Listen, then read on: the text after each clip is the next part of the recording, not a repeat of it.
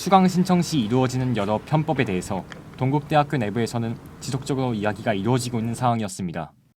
학생 커뮤니티 에브리타임에서는 수강 신청 기간 동안 이에 대한 글들을 확인할 수 있습니다. 대표적인 편법 중 하나는 다중창입니다. 다중창은 여러 탭을 인터넷창에 띄워 한 기기에서 중복 접속하는 방식으로 이 방법을 사용할 시 일반적인 경우보다 더 빠르게 수강 신청을 할 수 있습니다. 학생 커뮤니티 에브리타임에서는 수강 신청 기간 동안 다중창 사용에 대한 학생들의 의견이 담긴 글들을 확인할 수 있었습니다. 최근 동국대학교는 수강 신청 시 이루어지는 다중창 사용에 대해서 허용하겠다는 입장을 밝혔습니다. 이번 달 초 진행된 수강 정정 기간부터 다중창 사용이 허가된 것입니다. 학교 측의 입장은 현재 시스템상에서 다중창을 막을 수 있는 수단이 없으며 이러한 이유로 학생들 간의 형평성을 고려해 다중창 사용을 허용했다는 것입니다.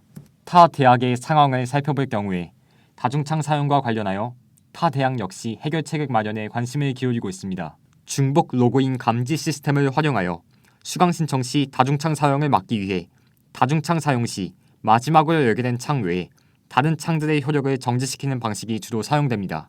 여러 창에서 중복으로 로그인을 시도할 경우 기존 로그인이 취소되었다는 알림창이 뜹니다. 그러나 이러한 방지책에도 불구하고 우회 수단이 존재해 다중창 사용을 완전히 막을 수 없다는 재학생들의 주장이 있었습니다.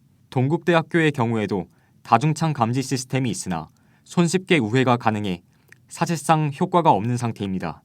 이렇기에 수강 신청 시 여러 우회 방식이 이루어지고 있다는 것을 추측할 수 있습니다. 지난 8월에 있던 수강 신청에서 동국대 전체 학부생 수의 3배에 가까운 4만여 명의 접속 인원이 확인된 것이 그 사례입니다. 이렇듯이 다중창이 허용되며 접속 인원이 과도하게 발생할 경우 대기 순번이 과도하게 길어지는 등의 문제가 발생할 수 있다는 점이 우려되기도 합니다. 또한 지금까지 다중창을 사용하지 않고 수강 신청을 해온 학생들에게 있어 오히려 형평성을 해치는 결과가 아니냐는 주장도 제기되었습니다.